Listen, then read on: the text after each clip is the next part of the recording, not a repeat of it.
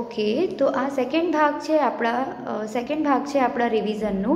पहलो भाग आपणे जोयो जे असाइनमेंट फर्स्ट आपणे स्टार्ट करेलू ते। हवे ए ज असाइनमेंटनु आ बीजो विडियो छे जे आपणे कंटिन्यू करीशुं। Okay, so now we have to go for question number 6, another true or false which was based on the daffodil poem. Okay, so अहीं आपणे ट्रू और फॉल्स जोई शको छो तमे, आपवामां आवेला छे। So we have to go with question number 1. The poet was moving in daffodil parks. J poet હતો એ daffodil park માં move કરતો હતો તો false. Answer આવશે false. Second, the poet looked at the flowers from the sky. તો answer આવશે false. Question શું છે? The poet flowers ક્યાં જોતો હતો? આકાશમાં? तो नो, एटले आंसर आवशे false. All the daffodils will dancing on the bank of lake. बधा ज डेफोडिल्स डांसिंग करता हता बैंक ऑफ द लेक, एटले के लेकनी पाछळ. तो यस, ट्रू आवशे answer. He saw flowers on the hills of the Himalayas. एमने फ्लावर्स हिल्स में जोया, एटले के पर्वत में जोया जे हिमालयास पर छे. तो आंसर आवशे false. 1000 daffodils were dancing together. 1000 daffodils एक साथे डांसिंग करे छे. तो आंसर आवशे false. The sight of dancing daffodils delighted the poet. जे साइट्स पर डांसिंग करता डेफोडिल्स पोएट ने डिलाइट करता हता. तो true. The poet's heart also started dancing. પોએટનું જે હાર્ટ છે એ પણ ત્યાંના એટમોસ્ફિયર સાથે ડાન્સિંગ કરવા લાગ્યું. તો યસ, ઇટ્સ અ ટ્રુ. સમજ પડી? જે આપણે ડેફોડિલ્સ પોયમ જોયેલી એના બેઝ પર આ ટ્રુ ઓર ફોલ્સ આપણી સામે મૂકવામાં આવે છે, જેથી આપણે આ બધા જ ટ્રુ ઓર ફોલ્સને એકવાર रिविजन कर्યું. ओके, हवे तमे एक बार शांतिथी वाँचो जेथी तमने पण आ याद रहे. Okay, now we have to go with the question number 6. Fill in the blanks using the word in the brackets. Okay, अहीं आपणने एक फिलिंग द ब्लेंक्स एटले के खाली जग्या आपवामां आवेली छे, जेना ब्रेकेट्स आपणने उपर मुजब आप्या छे. ओके, एक बार आपणे आ वस्तुનું रिविजन करिए जेथी आपणने ख्याल आवे कि कया खाली जग्यामां कयो आंसर सुटेबल फील थशे. Okay, so once we visited a natural park, we were dash when we saw a dash view of nature. It was really dash. The flowers were so dash that we can't avoid touching. It has a dash effect on me that I wrote a dash on it.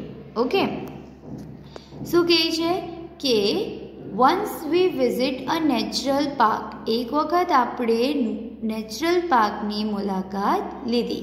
We were dash when we saw a dash view of nature. so कहे छे we were stunned એટલે કે અમે લોકો થોભી ગયા. We saw a dash view of nature. Panoramic view of the nature.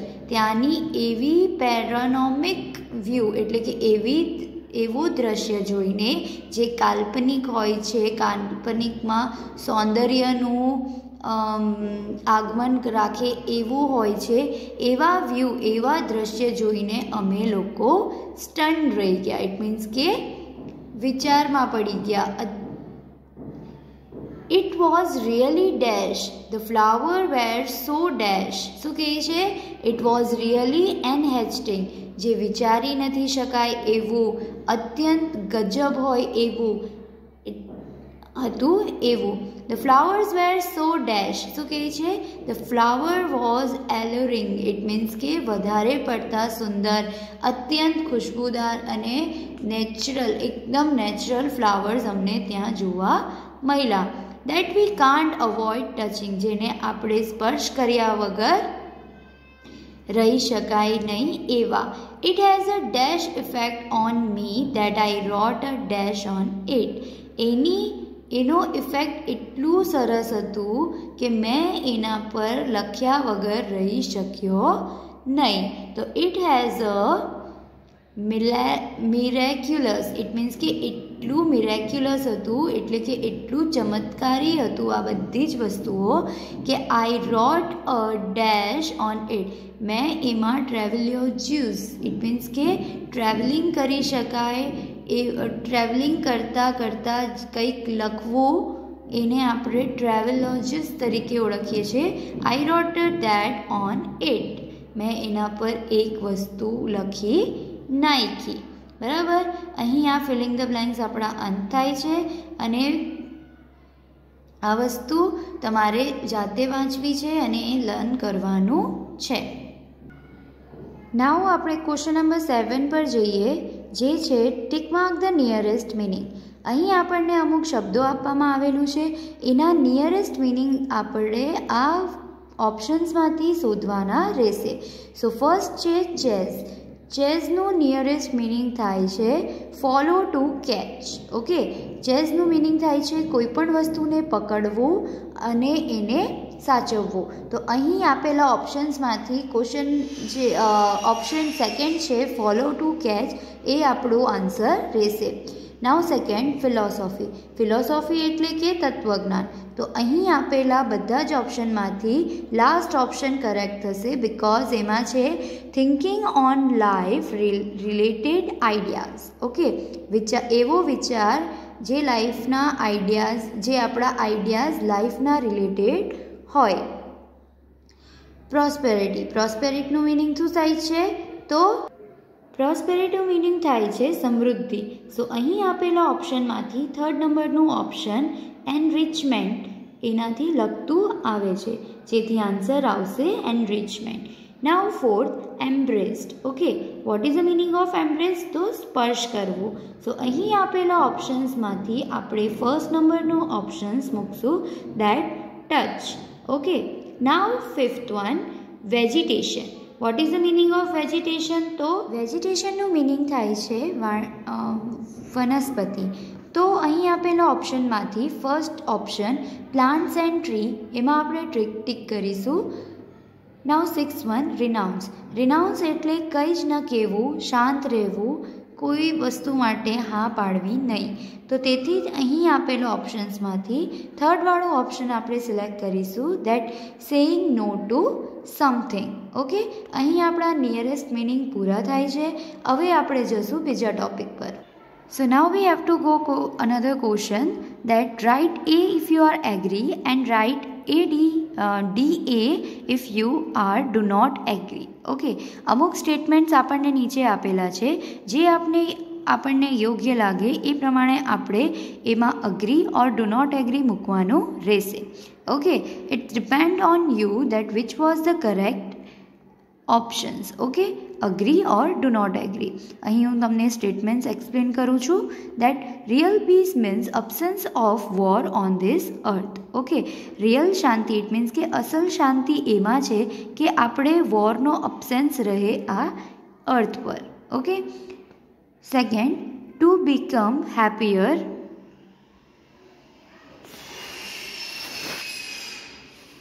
To become happier, we should collect and consume as much as we can. ખુશ રહેવા માટે આપણે એટલું બધું કન્ઝ્યુમ એટલે કે કમાવી શકીએ અને કલેક્ટ કરી શકીએ, જેટલું આપણે કરી શકીએ તેટલું. બરાબર. Third one, according to our ancient rishi, આપણા પ્રાચીન ઋષિઓના મુજબ nothing is lifeless in this universe, કંઈ પણ વસ્તુ ઓછું નથી આ યુનિવર્સ પર. Fourth one, we will thrive only if we take care of ecology, આપણે એ જ વસ્તુ ત્યારે પકડી શકીએ છીએ કે ચલાવી શકીએ છીએ જે વસ્તુ આપણે આ ઇકોલોજી ઇટ મીન્સ કે પર્યાવરણમાં સાચવી શકીએ છીએ, એમાં જ આપણે વધારો કરી શકીએ છીએ. Fifth one, Kalidas wanted to kill a deer with his sorrow.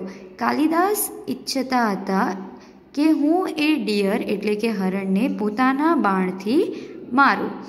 Together V progress or together V parish. Okay, એક સાથે મળીને આપણે આગળ વધીશું અને બધી જ વસ્તુઓમાં પ્રોગ્રેસ મેળવીશું અને એક સાથે જ મળીને આપણે કોઈ પણ વસ્તુને સાચવી શકીશું અને એમાં વધારો કરી શકીએ છીએ. ઓકે, સો અહીં આપણું આ ટૉપિક પણ પૂરું થાય છે.